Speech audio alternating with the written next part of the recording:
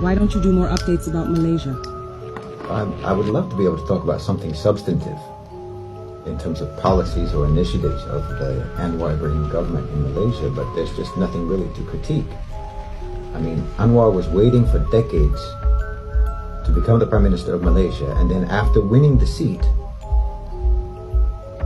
Malaysia is still waiting for him to become a Prime Minister. Meanwhile, the problems are not waiting. The ringgit is steadily drifting downwards. It was around 4.4 ringgits to the dollar when Anwar was elected, and it's now closer to 4.7. Where's it going to go? 4.8, 4.9, 5 ringgits to the dollar? That'll be devastating. And nothing is really being done about it. Now, Bank Negara raised interest rates, which means that people are paying on their loans and mortgages at a rate considerably higher than the national rate of inflation.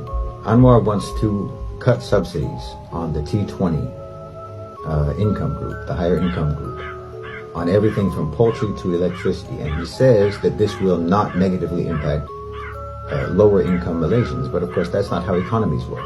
If you raise costs for one segment of the economy, one segment of the population, that segment of the population that has the most disposable income, if you raise costs for them, then they're going to cut their expenses, they're going to cut their expenditures, which will then have a ripple effect through the entire economy in terms of prices, in terms of production, in terms of demand and consumption across the whole economy.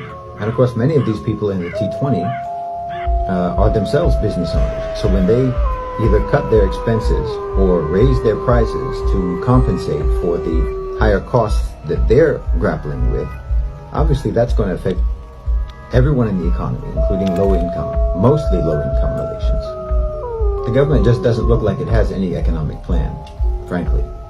I mean, they keep sort of falling back on IMF recommendations, you know, the general IMF structural adjustment program, like with the cutting of subsidies. And of course, if they follow through, if they proceed on that path, it's going to be devastating for the Malaysian economy. I mean, when he was elected, Anwar had a manifesto. He came in with a manifesto. In fact, the combined manifestos of Pakatan Harapan and BN. But now nobody seems to be adhering to either one of those manifestos. I mean, think about it. If there had been a hung election last year and no government was formed and Malaysia had operated for the last 7 months without a government, I don't really see how anything would have been different. It's like the government is absent as it is.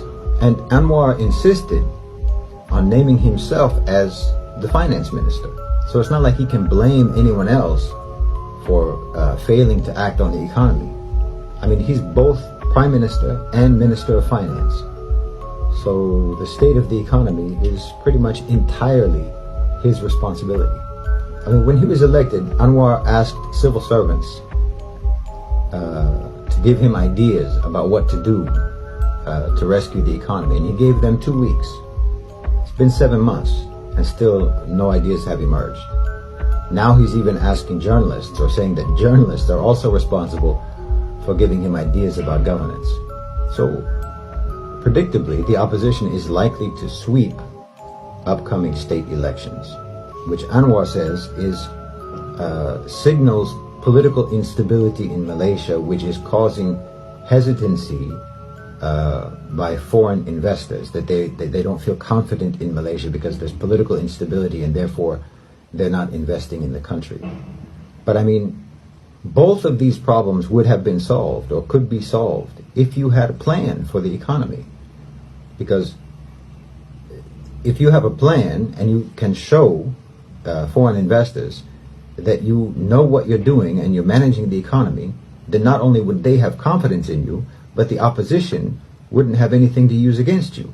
So you wouldn't be looking at likely losses in the state elections if you were managing the economy well. And FDI would be flowing in because everyone would see that you're managing the economy well.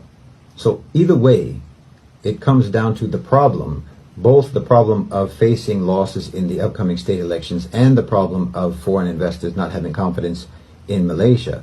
Both of these come down to the fact that Anwar just looks bewildered by the challenges of running a country.